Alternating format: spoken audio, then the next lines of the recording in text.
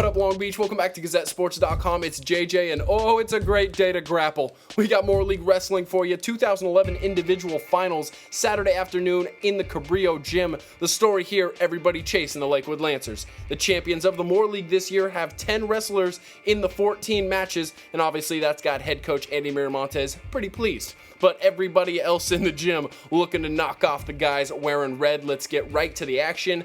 Starting it off in the 103-pound class, McKee from Poly and Angel Palafox from Lakewood. This one starting Palafox's way. He actually took the early lead, but as you'll see here coming up in just a second, McKee makes the reversal move that saves the match for him. He said at first he was panicking, then he took a deep breath and calmed down and pulled this out of a hat.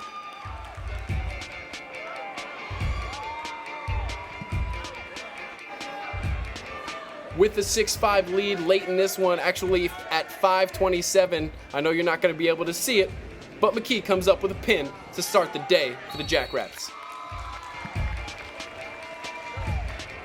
In the 112-pound class, Anthony Carmona and Ben Bermudez going at it. Bermudez from Milliken looked like he had the early edge, but Carmona getting the first points in the third minute.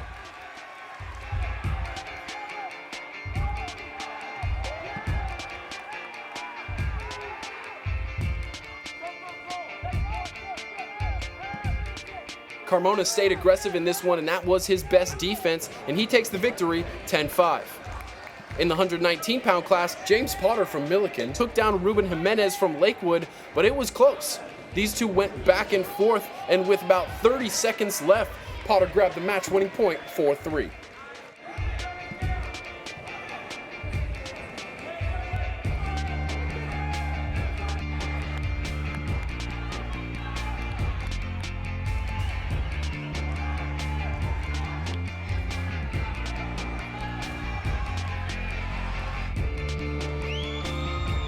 At 125, you had Jimmy Salmon from Poly taking on James Anthony from Milliken, and this one was all Anthony. Really showing some fantastic balance out there and using his body to his advantage. He got everything he wanted in this 11-4 victory. And then starts the Lakewood dominance. At 130 pounds, Cody Gruel gets it started taking on Orlando Jesse from Milliken, and Gruel doing a fantastic job early, getting an early lead, and then playing some really fantastic defense to the tune of a 5-1 victory.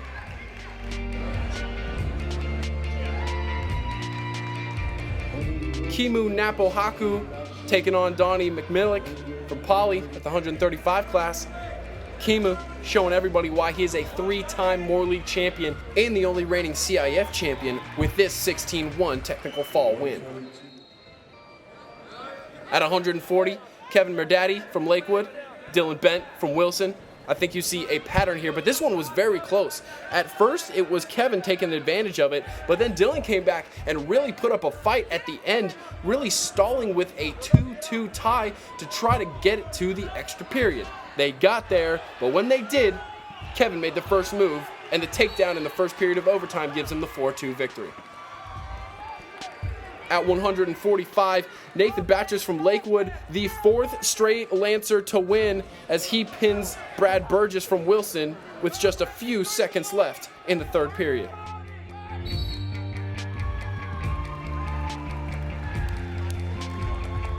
The only reason the Lakewood Lancers didn't win at 152 was because it was Nick Arroyo from Milliken and Michael Middlebrooks from Poly. In this one, Middlebrooks really the aggressor, and he goes away with a 6-1 victory. Poly's second on the day.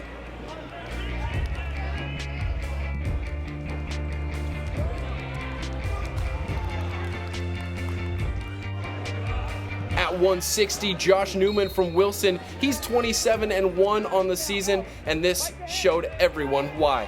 Just flexing his muscle today against Evan Ritchie from Lakewood, and he gets the pin with 3 minutes left while it was 13-1.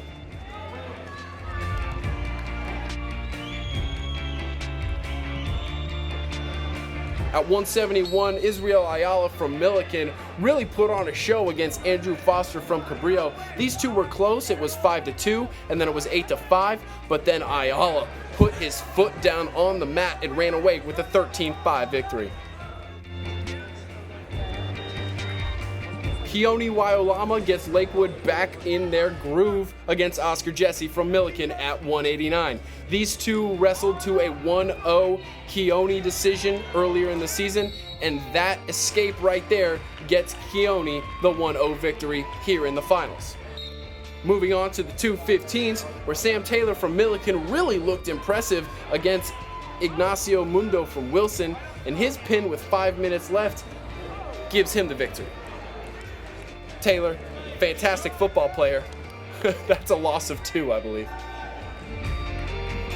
And then finally, rounded it out, the big boys, Alex Barrias from Lakewood and Luamala Tagaloa from Pauley.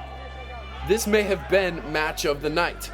Barrias takes an early 1-0 lead, and it looked like he was going to cruise in the third period, but Tagaloa comes up with a huge move to go up 2-1, and it looked like he was going to win. But with less than 20 seconds left, Barrias comes up huge with the pin for the victory.